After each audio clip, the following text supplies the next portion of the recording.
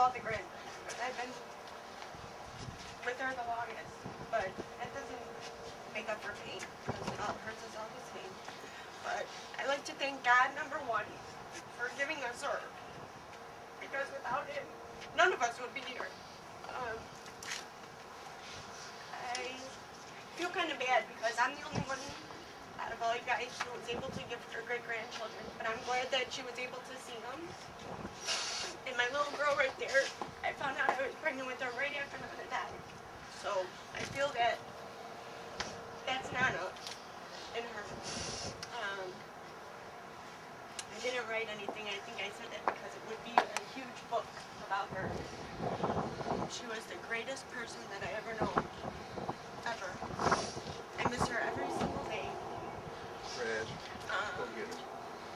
She's at my shelf, and I have little dolls of hers. I don't know, we all got little ashes of her, and I say hi to her every day, and she comes to me in my dreams. That was the last thing I told her, was to come to me in my dreams, and she does. And sometimes I'm scared, because I don't want to leave here like she left us, because I don't want to miss all you out. We're missing her. But I know one day we will all be with her. And it's just nice to see all you guys here. It's so nice. And I wish it wasn't the way to see all you guys. But everybody's speeches were great. Like I said, I didn't have anything to say. And I didn't know if I was going to say anything because it hurts. But I love all you guys. And she loves all you guys. So that's all I have to say. I'll say something.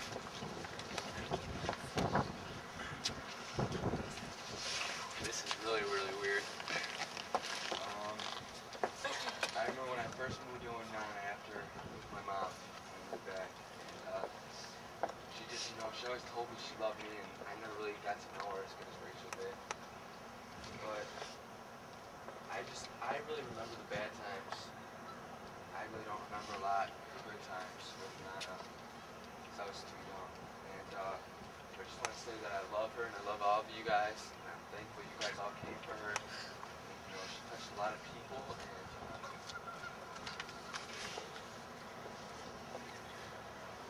I really miss you. So I even miss when she used to go.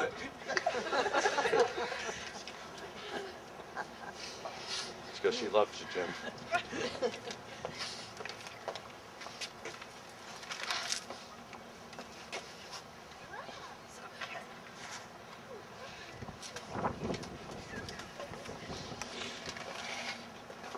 I'm too shy, otherwise I'd talk.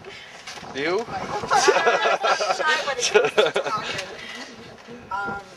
Say whatever I you have feel. nothing written. I didn't even want to stand up here and talk. But she was the best thing in my world. Including my dad. I love my dad too.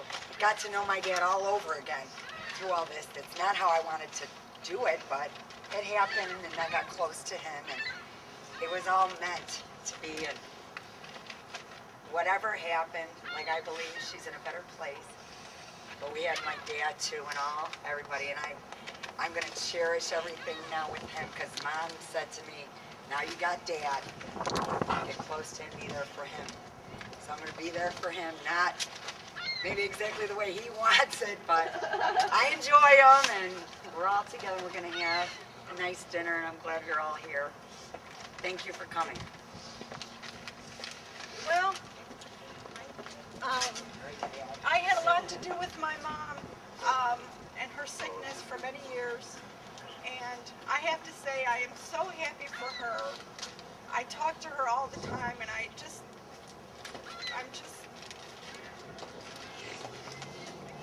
glad that she's at peace, because I saw so much of her suffering and the pain that we had to go through with her. And I was talking to my Aunt Dolly this morning, and everybody in my family knows, and all of my friends and people I work with knows, that I feel that my mom had the best life and she had the best death. To have every one of us there holding her and touching her while her soul went to heaven. I couldn't picture anything better, and I hope that she is at peace up there and smiling and happy to see her friends from grammar school.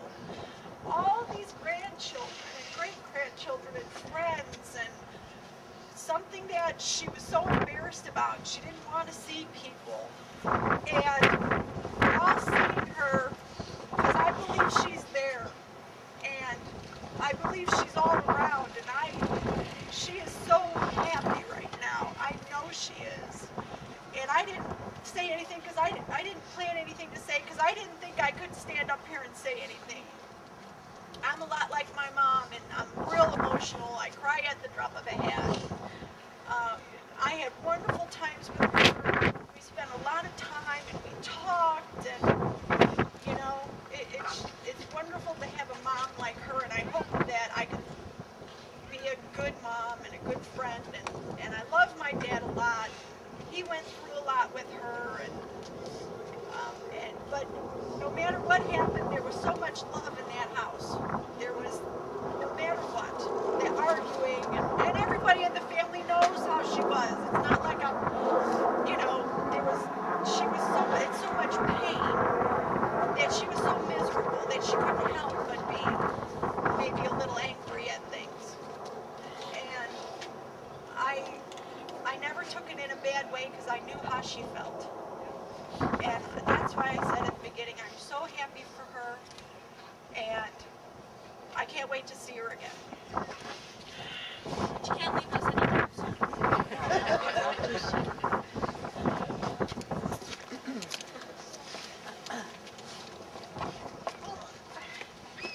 don't have anything to prepare me. I'm planning on talking. Like you said, we've been friends since grammar school. She's always been very best. And all I can do is repeat everything everyone said. She was so humble, sweet, never talked about anybody. And we talk a lot, especially when they moved to Indiana. We talk on the phone a lot, or we'd write letters. She was the only one that I could really, we would share our trials, tribulations, and our good times, because we knew each other so well that we couldn't just say anything to each other. She did encourage me, and I know you all love her, and I just want you to know that she's not completely gone. I look at everyone here in your heart, so she is here, and to me that's just such a blessing. And I'm so happy that everyone had an opportunity to be together and share the story.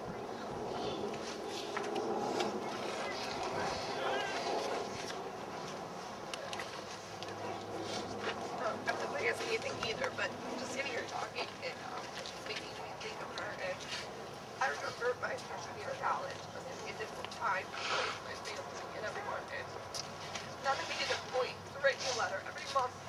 And I look forward to getting a letter from her every month just to be interesting. Just how are you, dear? And we miss you, and we hope that you're doing fine, and we know that you're going to succeed in college and everything like that. But it was something just like a little note. But I remember looking forward to getting that note every month from her. And I remember last year, this time when we got to see her, and I didn't want her to go, and I just kept thinking about when we were younger, and we went to go visit her in Indiana, and every single time that we were leaving, she would just sit there and cry and be like, "You want a hot dog take with you? Do you want this to take with you?" And she would just stand in the driveway, just wait just as we were leaving, and I felt the same way as when she was leaving us. I didn't want her to go, I just wanted to keep saying, "Here, you want this?" Just to keep her with us, just so that all she would do with us when we were younger. But I know she's in a much better place, and I don't know. I understand that we're all thinking of just when she died, but we have to think about all the great times that we had with her, because that was Nana. She was just an amazing person. We have to think about all the good times. Yeah, I want to say just one note on that hot dog thing. Yeah. Look where she ended up. By the buns.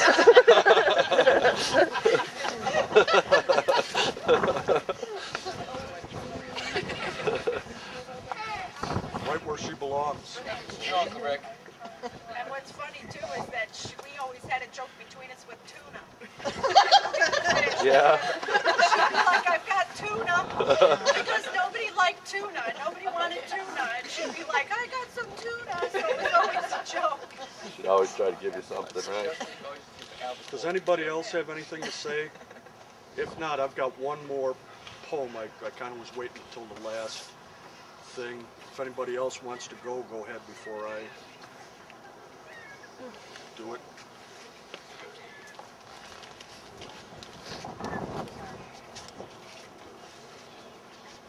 I don't have memory left anymore. I'm shot. I've got to write everything down or else forget it. Jenny and I were looking through the Bible last night and looking at different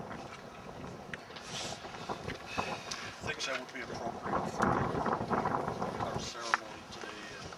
And came across with a bunch of different ones.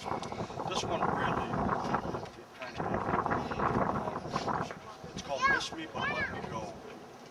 When I come to the end of the road and the sun is set for me,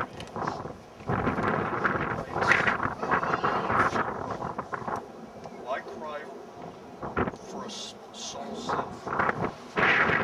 Miss me a little, and not be with your head bowed low. Remember the love we have shared. Miss me, but let me go. For this is a journey we all must make, and each must go alone. It's all part of the Master's plan. A step on the way to home. When you are lonely and sight of heart, go to the friends we know and bear your sorrows and doing good deeds. And I think that's pretty important.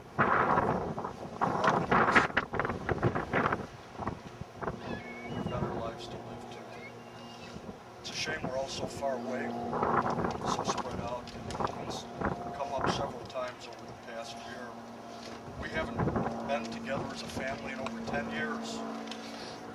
We were together as a family last year by Mom's side when she died. And that was the greatest thing that could have happened. Mom went with every one of us at her side, and it was fantastic.